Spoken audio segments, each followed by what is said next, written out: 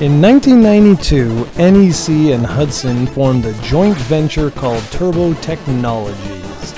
This new venture helped launch the awesome TurboDuo, which was a TurboGrafx-16 plus the CD attachment and the latest system software built right into the hardware, thereby doing away with the system hue cards, which I always thought were a pain in the ass. The rebranding also played into the company's mascot.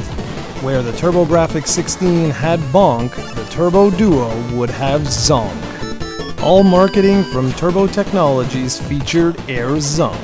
Heck, he was even featured on the box art for the TurboDuo itself, so you know he was the man.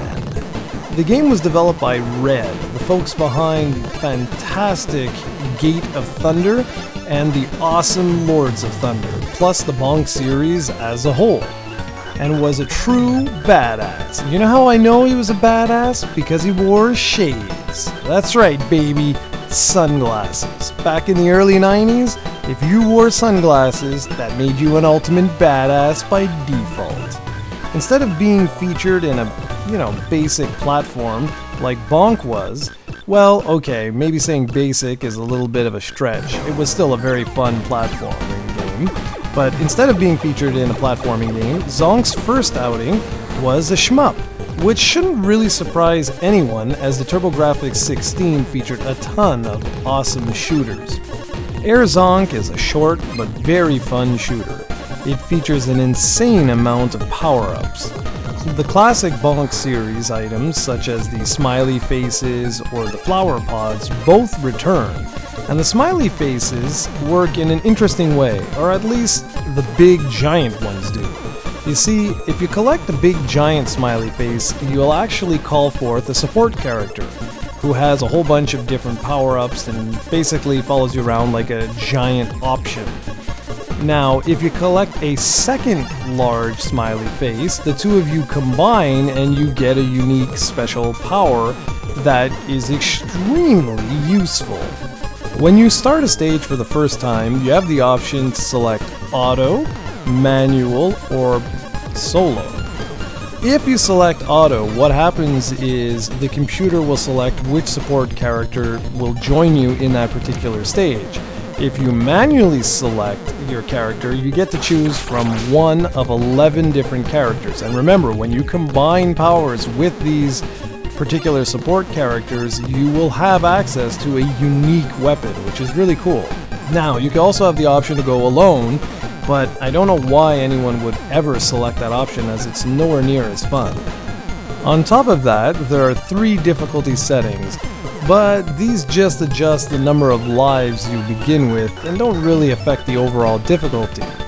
Zonk also features a ton of basic power-ups from the flower pods. You can shoot bear traps, boomerangs, a basic multi-shot, and much, much more. My personal favorite is the pack of cards that Zonk shoots out, because it basically spreads all across the screen. It's pretty badass. Zonk also features a rather useful back attack, which is really useful for getting out of tight spots. Graphically, Zonk is a beautiful game. Being released in 1992, it took full advantage of the TurboGrafx-16's graphical capabilities. Remember that this was released on a hue card and not on a Super CD-ROM format. It features tons of parallax scrolling and beautiful and vibrant colors.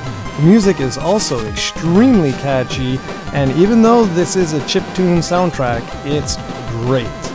The only slight complaint I have with the game is a little bit of slowdown, and the fact that it's kind of short. There are only 4 main stages before tackling the 5th stage, which is basically a boss montage and just a very challenging stage in and of itself before you take on the final boss. Now, the thing with this is, it does cause a little bit of unbalancing with the game overall, because you'll pretty much go through the first 4 stages not without a hitch, but fairly easily, and then you'll come to that last stage and it's going to hand you your ass. I was a huge fan of Zonk when it was released back in 1992, and I am still today. It holds up very, very well. It's a cute 'em up you should try if the option arises, either on one of the 2 Turbo systems released in North America, or on the Wii U's Virtual Console. It's well worth checking out. However, I do warn you all now that the game is not cheap and typically goes for between $100 and $200 on eBay or other like sites.